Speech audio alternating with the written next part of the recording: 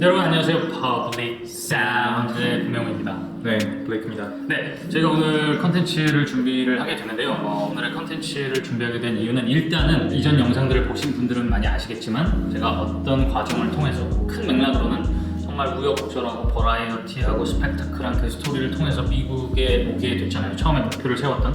근데 뭐 그 과정에서는 뭐 여러 가지 또 상황들도 있었는데 어쨌든 결국은 오게 되면서 그 과정을 다 치러내게 됐었죠. 근데 이제 그 과정을 어떻게 치러냈는지에 대한 디테일들은 사실은 저희 영상에서 담고 있지 않았었고 뭐 도서관에 갔다, 매일 이런 공부를 했다 뭐 이런 정도로 마무리가 됐었는데 그런 자세한 내용들이 사실은 저희가 유튜브를 뒤져봐도 실제로 되게 디테일하게 얘기를 하는 부분은 없는 것 같아요. 근데 이게 이단 뭐 사실은 제가 뭐 그 과정의 어떤 스펙타클한 버라이어티함 때문에 한국을 통해서 또 미국에 본사가 있어서 이렇게 오게 되는 그런 과정이 있었지만 뭐 그거에 대한 이유가 무엇이든 간에 그렇기 때문에 한국 취업과 미국 취업 둘 다를 굉장히 딥하게 공부를 한 셈이 됐어요. 그래서 개발자로서의 제가 주니어 때 가졌던 어떤 그런 막막함, 코딩 부트캠프를 막 졸업하기 뭐 한두 달 앞두고 들었던 생각들, 과연 내가 이걸로 정말 취직을 할 수 있는 게 맞나? 그렇다고 하는데 내가 지금 하고 있는 걸로는 어디 가서 일을 할 수 있는 건가? 라는 생각은 사실 있었어요. 그 안에서도 고민이 많았었고 그랬는데 어쨌든 지금 2년 이상이 되는 경력을 쌓으면서 정말 제가 생각하고 기대했던 것보다도 너무나 감사하게도 좋은 길을 가면서 많은 분들께 배울 수 있게 된 것 같아요. 그러니까 그것들을 어떻게 했는지 그 당시에 저와 같은 상황에 있는 분들에게 조금이나마 좀 더 동기부여도 되고 좀 더 그 막막함 속에서도 너무 고민하거나 부정적으로 생각하지 않고 실제 그 사례들을 통해서 얼마나 전략적으로 어떻게 준비할 수 있는지를 같이 얘기해보면 좋을 것 같다는 생각, 그 수요와 그 생각이 더해져서 이 영상을 시작하게 됐습니다. 막상 찾아보니까 정보가 너무 없더라고요. 네. 되게 많은 것 같으면서도 제대로 참고할 만한 알맹이 있는 건 없었고 그래서 이 영상을 만들게 되기도 한 거예요. 네. 이게 복잡하다고 뭐 더 많은 내용이 있는 거라고 생각하지 않아요. 그러니까 정말 간단하게 어떻게 하면 취업하는 데 있어서 좀 핵심 요소들을 그냥 딱딱딱 우리가 그때 검색해서 알았던 것들만 정리를 해도 여러분들은 몇 개월은 버는 거라고 저희는 생각을 하거든요. 정리를 해보면 좋을 것 같아요. 네, 이거는 특히나 뭐 코딩 부트캠프를 들으려고 고민하시는 분들 또는 코딩 부트캠프를 이제 졸업하고 이제 취업을 준비하고 계시는 분들 또는 이제 이직을 준비하고 계시는 분들, 주니어 분들 모두에게 포함이 되죠. 그리고 한국, 미국 할 거 없이. 왜냐면은 그 미국을 준비한 저는 결국 한국으로 취업을 했다가 지금 오게 됐잖아요. 그러니까 결국 알맹이는 똑같아요. 근데 이제 뭐 미국의 인터뷰가 한국에 비해서 뭐 시간이 훨씬 더 길고 뭐 이런 거를 제외하고는 결국 본질적으로 똑같다. 언어만 다를 뿐이지. 개발자로서 취업, 이직, 주니어로서 첫 취업 다 포함된다고 생각합니다. 네, 그분들한테 모두 다 도움이 될 수 있도록 한번 얘기를 해볼게요. 자, 첫 번째, 일단 인터뷰에서 보는 게 뭐냐. 사실 저는 완전 주니어로 갔을 때는 파이썬을 할 줄 아시나요? 하고 파이썬이라는 언어에 대해서 굉장히 기본적인 질문들, 튜플과 리스트의 차이가 뭔가 정말 많은 걸 기대하지는 않았던 것 같아요. 그러면서도 어떤 태도, 이 사람이 얼마나 배울 자세가 되어 있는가, 얼마나 함께 정말 무언가를 만들기 위해서 열심히 만들 자세가 되어 있는가 뭐 그런 것들을 사실 봤던 것 같고 정말 완전한 첫 신입한테는 사실 회사 케이스마다 다르겠지만 저희가 그때 3군데 정도를 합격을 했었을 때 모든 인터뷰의 과정에서 그렇게 큰 알고리즘 문제를 풀어봐라 이런 거는 그때는 없었어요. 근데 지금 2년이 조금 넘게 지난 지금은 약간은 다른 걸로 저는 체감을 하고 있는데 일단은 저희 경력이 달라졌기 때문에 요구하는 게 다를 수도 있지만 일단 기본적으로 알고리즘 문제는 푸는 걸로 이해를 하고 있습니다. 자, 그렇다면 첫 번째 인터뷰에서 보는 게 뭐냐라는 생각을 했을 때 이 사람이 얼마나 코딩을 할 수 있는 능력이 되냐를 회사 입장에서 파악을 해야 되잖아요. 그럼 그 파악을 어떻게 하냐? 그러면 그거는 알고리즘 문제로 자연스럽게 연결이 되는 것 같아요. 그 짧은 시간 안에 이 사람이 코딩에 대해서 얼마나 이해를 하고 있고 얼마나 문제 해결 능력을 가지고 있는지 이런 것들을 보기 가장 좋은 건 정말 그 하나의 문제 속에서 이 사람이 어떤 방식으로 접근하고 어떻게 이걸 풀어내고 그리고 그 제한된 어떤 조건 속에서 정답, 해결을 해 나가는 그 과정과 방식과 자세와 이런 것들을 보기에는 사실 알고리즘 문제가 전부죠. 그러니까 결국 우리가 가져야 하는 거는 나중에 우리가 이력서를 어떻게 작성하고 이런 거는 사실 그 다음인 것 같아요. 일단 알고리즘을 풀 수 있는 그 능력은 갖춰져야 된다. 그래서 첫 번째는 알고리즘 문제를 많이 풀라는 거를 말씀드리고 싶어요. 코딩 부트캠프에서는 알고리즘 문제 많이 푸셨나요? 풀었어요. 저는 특히 더 풀었어요. 그러니까 코드 스테이치 같은 경우에 하루 일과가 그 당시에는 이렇게 시작을 했었거든요. 아침 9시에 시작을 하는데 9시부터 10시까지 알고리즘 한 문제를 푼다. 근데 여기서 몇 분 안에 풀어서 기수로 이제 커밋 푸시를 하고 넘어가야 되는데 그 시간 안에 못 풀면 그날은 끝나는 거예요. 근데 저는 무조건 항상 풀려고 했고 만약에 시간이 넘어가서 못 풀면 밤 10시에 이제 모든 프로젝트와 스프린트가 끝나고 나서도 저는 풀려고 했어요. 그리고 그게 정말 막연하게도 인터뷰에서는 알고리즘이 중요하다는 생각을 갖고 있었기 때문에 그랬었던 것 같아요. 근데 솔직히 말해서 그때는 지금하고 비교했을 때 이 정도로 중요하다라고 느꼈었나요? 그렇게까지는 알 수는 없었던 것 같아요, 저는.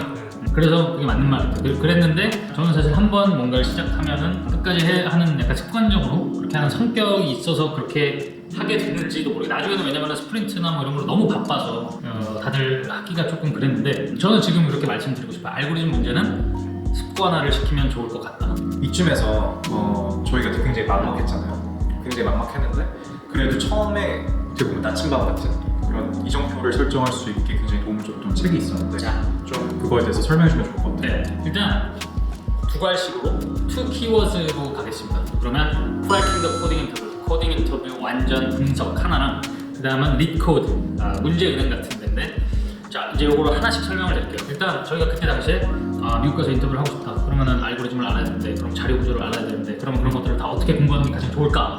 라고 했을 때 띵 하면서 이제 나온 거는 결국 알아보면 항상 여기로 모이게 되는데 코딩 인터뷰 완전 분석 cracking the coding interview 이 책을 봐라 두 번 봐라 뭐 이런 내용이었어요. 그래서 그냥 봤습니다.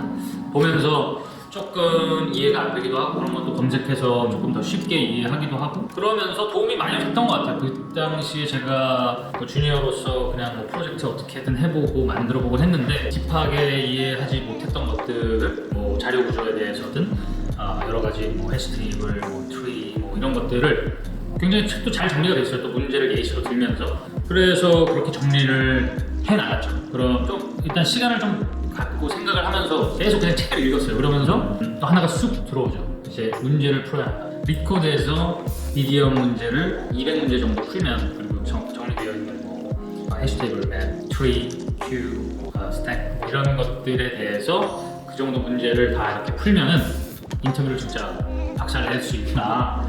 그리고 그 안에서 결국은 많은 것들이 반복이 되기 때문에 나오는 문제가 그 바운더리 안에 있을 것이다. 그래서 합격을 하는데 아주 요긴하게 쓰일 것이다. 이렇게 정리가 됐기 때문에 그걸 안 순간부터 저는 문제를 풀었습니다. 그리고 하루에 회사를 다닐 때는 뭐 아침에 한 문제를 풀어보려고 근데 사실 미디엄도 그렇게 쉽지가 않았어요. 처음에는 저는 이지부터 시작을 했어요. 이지는 뭐 그게 쉽기도 한데 그게 테스트를 다 패스하려면 또 여러 가지 뭐 있고 그 예외 케이스도 다 내가 정리를 해서 고려를 해야 되고 그러면은 여기서 또 아마 궁금할 것 같은데 이지를 시작했을 때도 쉽지만 않았던 것 같은데 그때 경력이 어느 정도 됐을 때였죠? 그때는 이미 뭐 한 7개월 회사 7개월? 생활을 하고 그럴 때죠. 그랬는데 결국은 프로그래밍 언어잖아요.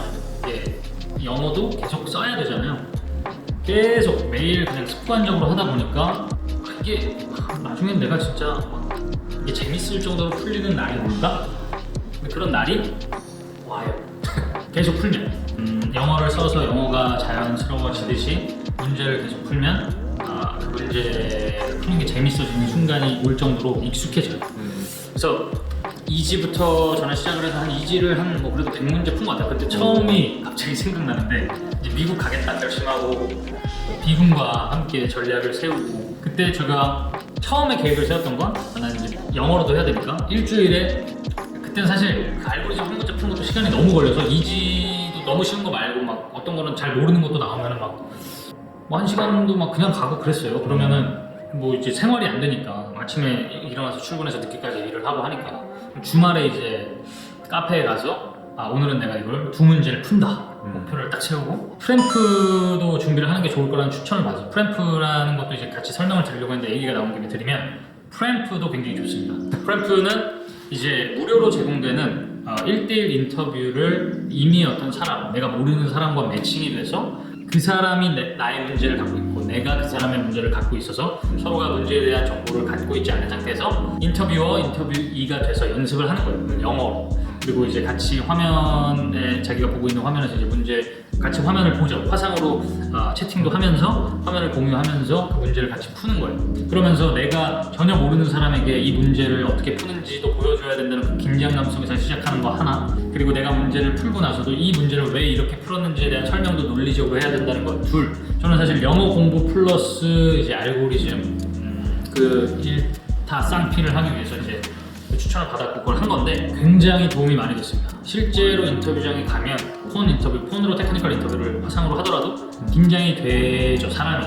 왜냐면 내가 이걸 너무 잘해서 눈 감고도 할 수 있으면 뭐 긴장할 것도 없는데 이제 막 해나가고 있고 그 가까스로 문제를 풀고 있는 상황이라면, 그리고 그걸 어느 정도 조금 익숙해졌다고 해도 내가 혼자 할 때랑 누가 보고 있을 때 하는 거는 완전히 또 다른 문제거든요. 그것도 연습을 하고 준비를 하는 게 분명히 필요할 것 같아요. 그래서 처음에 걸음마를 뗄 때 이제 계획을 세웠을 때 난 프램프를 한 달에 2번 하겠다.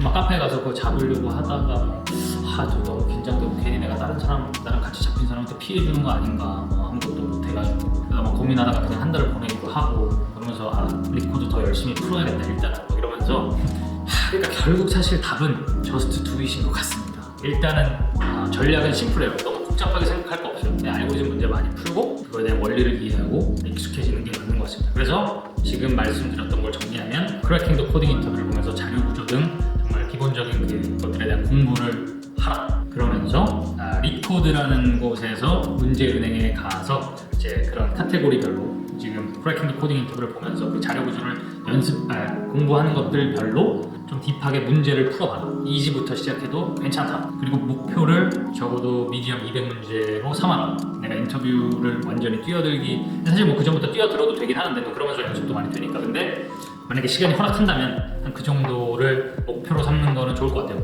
딱 수치가 있는 거는 좋으니까. 그 다음에 내가 어느 정도 풀 수 있다 싶어지면 프램프라는 걸 통해서 어떤 면접에서의 어떤 긴장감도 좀 연습을 해서 풀어내는 방법, 그리고 내가 다른 사람한테 내 코드를 설명하는 것들을 준비하는 게 좋겠다. 그래서 결국은 3가지가 되겠죠. 아주 심플하게 Cracking the Coding Interview, Lead Code, Prep.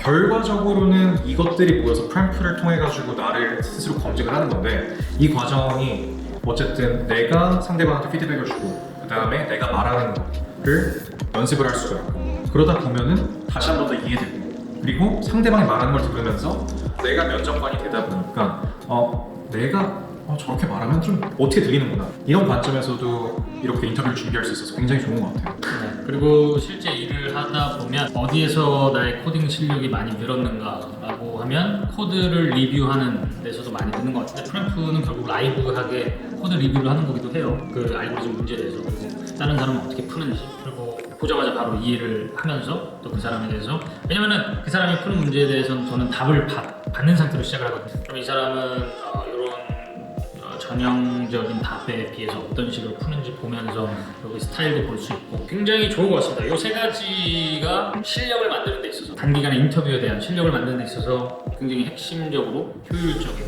플랫폼들이 아닌가